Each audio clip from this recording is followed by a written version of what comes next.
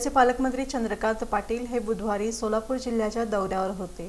संपूर्ण दिवसभर त्यांनी शासकीय विश्रामगृहात राजकीय बैठका घेतल्या।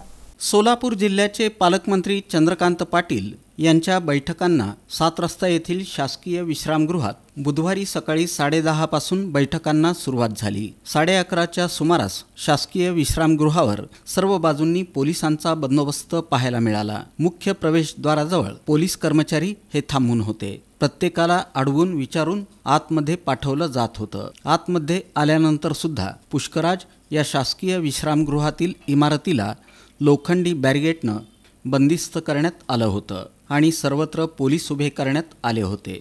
पालकमंत्री चंद्रकांत पाटील यांनी सोलापूर जिल्ह्यातील 11 तालुक्यातील भाजपच्या काही ठराविक पदाधिकाऱ्यांना बोलावून बैठका घेतल्या। तालुकानिहाय प्रत्येकाला वेळ देण्यात आली होती। त्याप्रमाणे कार्यकर्ते पालकमंत्र्यांच्या बैठकीला आज जात असल्याचं दिसून आलं। विधानसभा निवडणुकीच्या पार्श्वभूमीवर या बैठका लावण्यात आल्या होत्या। तालुक्यातील कार्यकर्त्यांच्या अडचणी, विकास निधी या संदर्भात पालकमंत्री चंद्रकांत पाटील हे चर्चा करत होते।